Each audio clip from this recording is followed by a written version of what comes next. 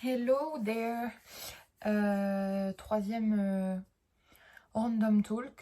A priori, vous avez vraiment adoré le premier que j'ai publié hier, puisqu'à l'évidence, nous étions 37, désormais nous sommes 36.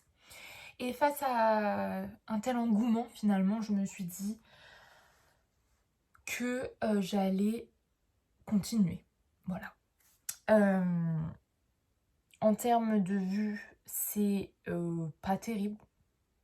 Mais après, je regarde pas vraiment. Donc voilà, mais comparé à mes 3 premières vidéos où j'avais fait quelque chose de beaucoup plus standardisé, je vois la diff.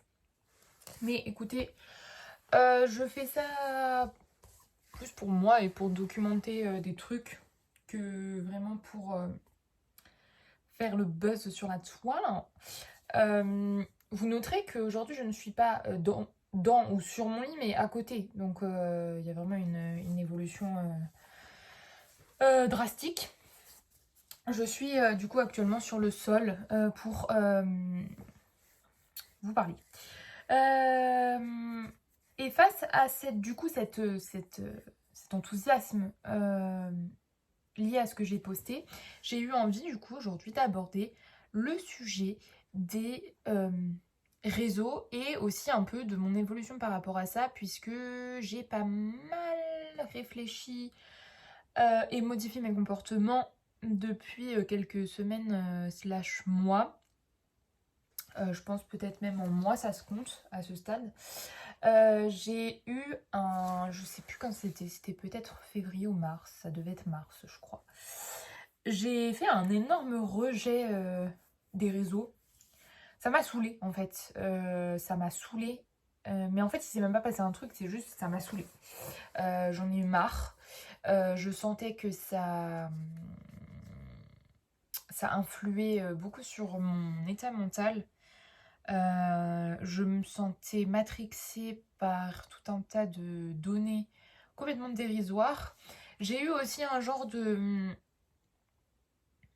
d'électrochoc, on va dire, parce que j'avais lu un post, où je sais plus ce que c'était d'ailleurs, ou est-ce que j'avais entendu dans un podcast ou quelque chose comme ça. Et ça disait, grosso modo, vous vous rendez bien compte qu'on devient complètement zinzin pour littéralement un chiffre complètement fictif sur un petit rectangle qu'on a dans notre poche. Essayez d'aller expliquer ce concept à des gens, je sais pas, ne serait-ce que 200 ans en arrière. Bon courage. En fait, je sais pas, ouais, je me sentais vraiment déconnectée du réel, en fait. Et c'est aussi pour ça que dans ma créa, j'ai rejeté pas mal les outils numériques. J'avais plus envie de dessiner avec ma tablette, même si j'adore l'outil. Je suis désolée, j'ai des boutons de moustique de zinzin, du coup je fais que de me gratter comme une folle, alors que c'est juste pas ça qu'il faut faire, mais écoutez. Euh, du coup, ouais, j'ai eu plus trop envie de dessiner au digital. J'avais vraiment envie de revenir au traditionnel. Et ouais, ce plan est pas terrible. Si je commence à m'avachir, on va pas s'en sortir. Et du coup, je pense que tout ça c'était lié en fait. Euh, je. En fait, je me sentais trop accro à mon téléphone de manière générale. Déjà, je pense qu'en termes de temps d'écran, c'était assez aberrant. Alors, je dis pas qu'aujourd'hui c'est mieux, mais c'est juste pour différentes raisons.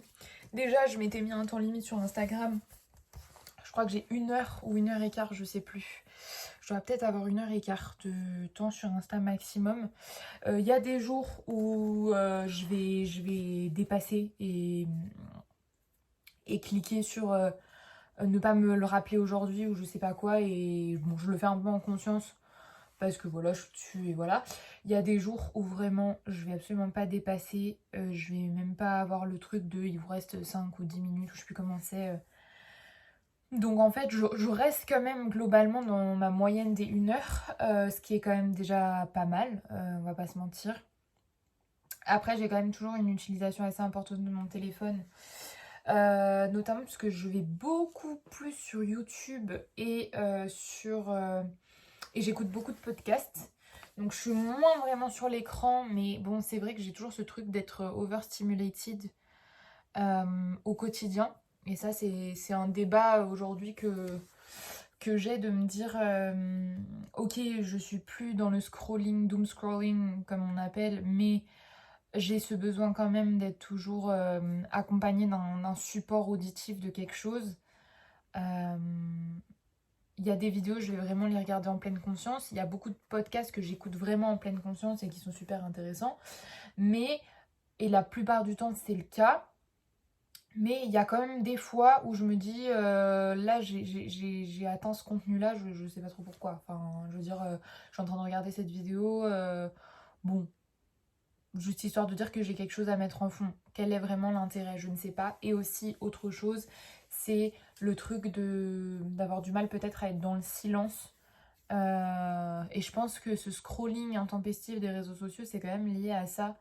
Le truc de se stimuler tout le temps, enfin prendre son cerveau et se dissocier complètement, rentrer dans la matrice, on va dire quoi.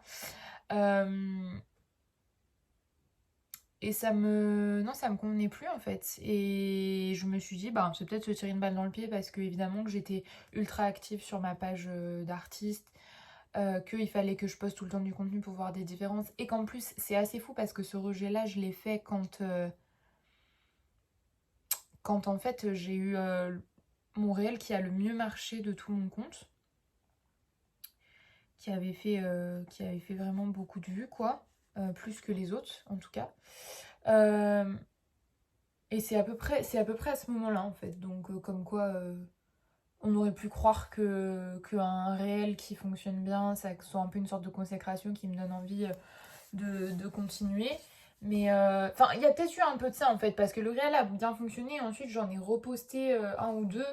Et en fait, j'étais revenue à mes stats normaux. Et je pense que du coup, ça m'a un peu fait retomber de ce truc de ok, bon, en fait, tout ça, c'est qu'une histoire d'algorithme hein, finalement. Donc voilà. Euh, et je pense que même créativement, je me sentais un peu burnt out et j'avais un peu envie de réassess ce que je voulais créer. Et le fait d'être tout le temps over stimulé par des contenus extérieurs, être dans la comparaison, euh, bah en fait ça me convenait pas pour trouver une formule qui me plaise. J'avais un petit peu envie de repenser mon contenu et aussi dessiner un peu plus librement, un peu plus spontanément. Et c'est à ce moment-là où j'ai vraiment ressorti mon petit sketchbook, je sais pas où il est, mais mon petit sketchbook un peu de poche où j'allais gribouiller beaucoup plus spontanément. Autre point évidemment, c'est que j'avais des grosses migraines. Il s'avère que ces migraines-là, elles sont dues à ma vue. Alors c'est pas des migraines ophtalmiques, c'est des migraines orthoptiques. Donc je fais de la rééducation maintenant, mais du coup évidemment que ben, les écrans c'est quand même pas le mieux pour reposer ses yeux. Autre élément de ce rejet, c'est aussi parce que je me suis mis à faire pas mal de trucs plus dehors en fait, plus dans la vraie vie. Avec mon copain, on s'est mis à avoir quand même plus des loisirs extérieurs, aller à la mer, etc. Et du coup, en fait, on passait vraiment nos week-ends dehors. Enfin, moi j'habite dans le sud, il fait beau tout le temps, donc on a vraiment envie d'être à l'extérieur en fait. Et en fait, quand on est dehors, j'emmène mon téléphone, mais j'ai même pas envie de le regarder. Je le prends pour dire que je l'ai, pour si jamais vraiment on essaie de me contacter, mais je le sors pas pendant toute la journée en fait. Euh, et j'en ai pas envie. Et en fait, je me rends compte qu'en termes de niveau de bonheur, je suis jamais aussi apaisée et jamais aussi peu stressée que quand je fais ce genre de choses, que je suis dehors toute la journée, que je fais des activités diverses et variées, et que mon téléphone est dans le sac en fait. Et du coup, ça m'a vraiment fait réassess un peu ce concept de création et comment la partager. Parce qu'en fait, je crois quand même que Instagram, c'est un outil intelligent et important et efficace, avec quand même une grande puissance de frappe. Donc je suis pas en mode Plus jamais je vais sur Instagram, maintenant j'y vais toujours. Petite anecdote pour dire que quand j'ai fait ce rejet-là, j'y allais très peu. Et en fait, je me suis dit, bon, allez, j'y retourne. Et là, j'ouvre Instagram et c'est tombé pile la semaine où il y avait l'énorme trend starter pack IA. Et là, j'ai eu envie de casser ma tête, quoi. Je me suis dit, mais d'accord, en fait, je quitte le truc et je me dis, bon, allez, je reviens pour... Alors, j'étais vraiment très proche de désinstaller l'application. Je ne l'ai pas fait, mais je n'y allais quasiment plus.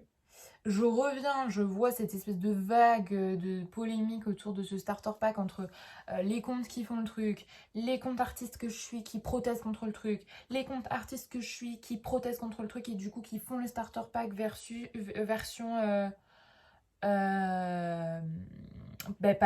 pas IA du coup. Franchement, cette vague-là m'a saoulée en fait, ça m'a saoulée, j'étais là mais waouh, mais on n'est pas dans le monde réel en fait. Enfin, je sais pas, je sais pas. Et en fait, du coup, je me suis un peu fait une sorte de ligne de conduite, de me dire, ben si je vais sur Insta, c'est pour poster en fait. C'est pas pour scroller, c'est pas pour regarder à droite à gauche, c'est pour poster. Est-ce que j'ai respecté ce truc-là? Non, pas vraiment. Mais en même temps, oui et non. Dans le sens où j'ai très peu posté. Là, je reviens tranquillement. Mais je mets des stories que quand j'ai envie, ou que quand j'ai des choses à dire, ou que quand j'ai des choses à montrer. Et je vais pas me forcer à faire un setup sur mon bureau pour que ce soit joli, pour que je puisse vous prendre la photo, pour vous dire good morning, quoi de prévu aujourd'hui, mettre la boîte à questions, le machin et tout. Non, en fait, c'est si j'ai un truc intéressant ou si ça va quelque part, je le fais. Pour poster, je me suis aussi complètement décomplexée du concept de nombre de vues, de likes, de ce que vous voulez, et aussi euh, de la fréquence. Je poste quand j'ai envie. Et aussi de l'esthétique du feed. Parce qu'en fait, en fait, il y a eu un truc, c'est que j'avais plus envie de faire du dessin digital. Et bêtement, et c'est là que j'ai vu à quel point j'étais matrixée, je me suis dit, ouais, mais en fait, si je fais plus du dessin digital, je vais vachement sortir de ma charte de couleurs que j'avais un peu installée. Je vais changer, ça va naturellement changer de style. Euh, alors que je sentais que même si ma production et mon feed me plaisaient, c'était pas exactement ce que je voulais créer. Et en fait, naturellement, j'ai eu ce truc de me dire, bah ça va casser mon feed, ça va être moche.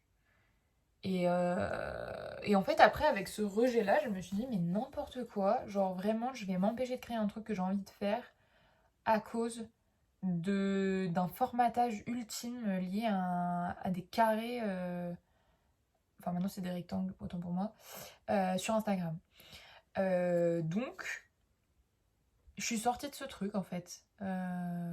Et maintenant, ben, j'ai l'impression que ça n'a pas tant son importance. Évidemment que j'ai envie de poster des trucs jolis, que j'ai envie que mes créations soient mises en valeur, etc. Et que je vais pas faire une vieille photo floue, quoi. Mais je sens que je suis un peu sortie de ces codes-là. Et c'est aussi pour ça que je poste là ces petites vidéos qui sont pas éditées pour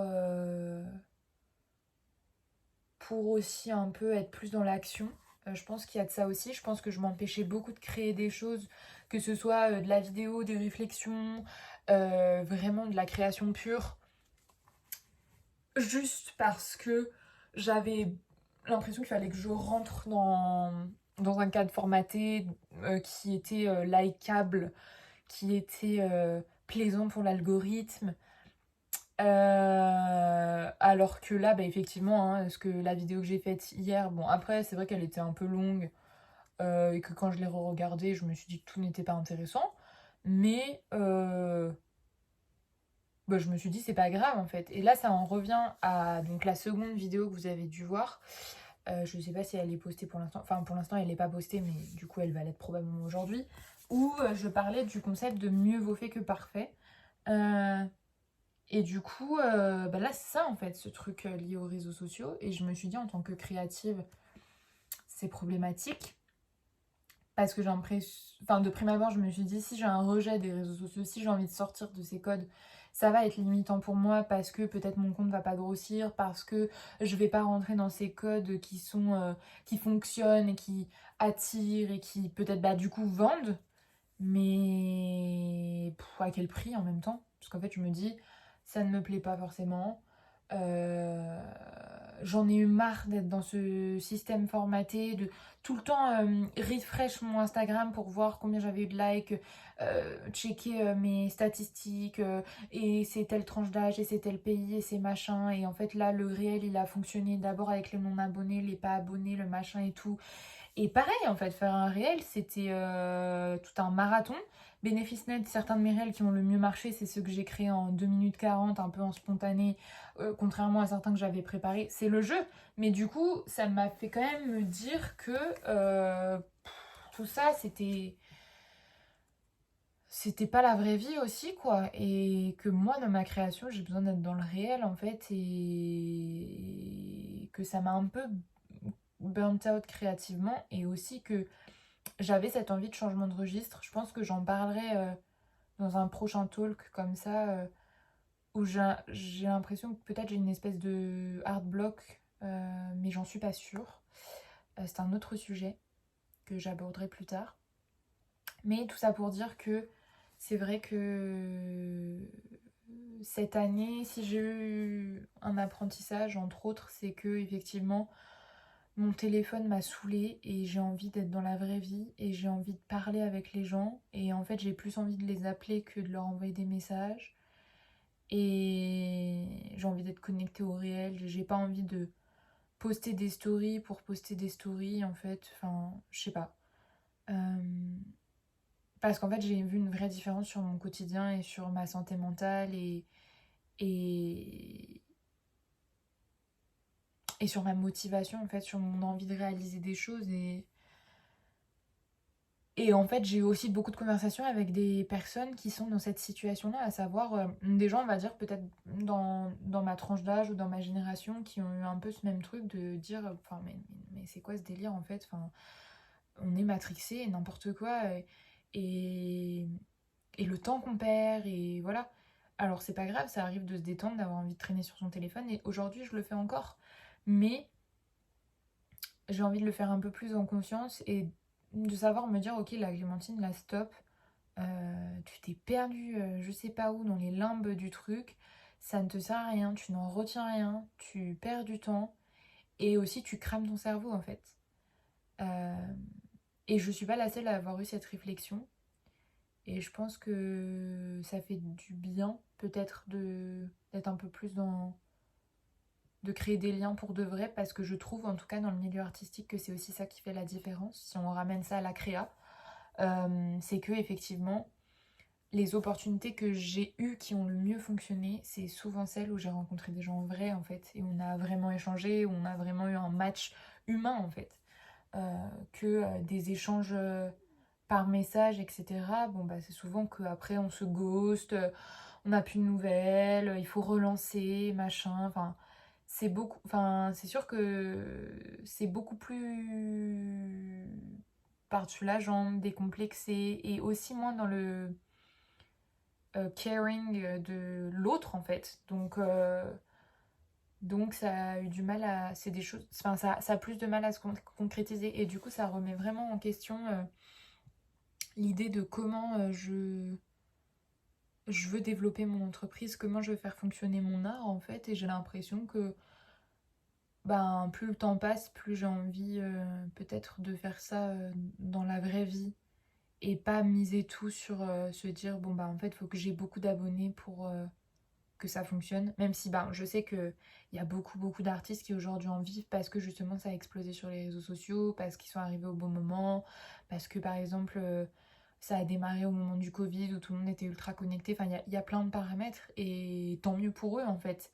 Mais en fait j'ai l'impression que non seulement c'est un modèle qui fonctionne pas pour moi d'un point de vue de mes valeurs, de ma façon de créer, de mon estime de moi en tant que créative, mais aussi parce que j'ai l'impression qu'on tend quand même à, dans un sens, encore plus aller dans le vice avec tout ce qui est l'IA, etc. Mais aussi dans un sens peut-être à une forme de retour aux sources. où on va être plus dans le réel, où on a plus envie d'échanger. Et autre chose, c'est que j'en avais déjà parlé, je crois, dans ma toute première vidéo.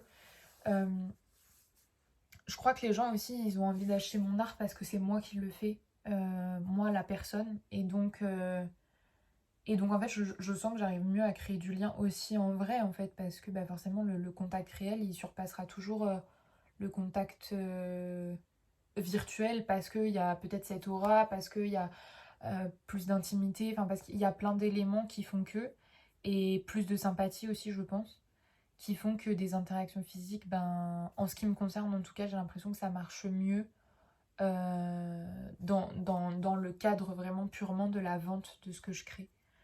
Donc voilà, je crois que j'ai fait le tour. En fait, j'ai bien plus parlé que ce que je pensais.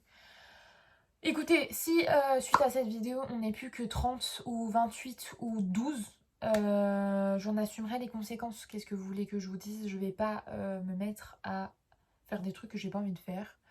Donc voilà. Bisous et à bientôt.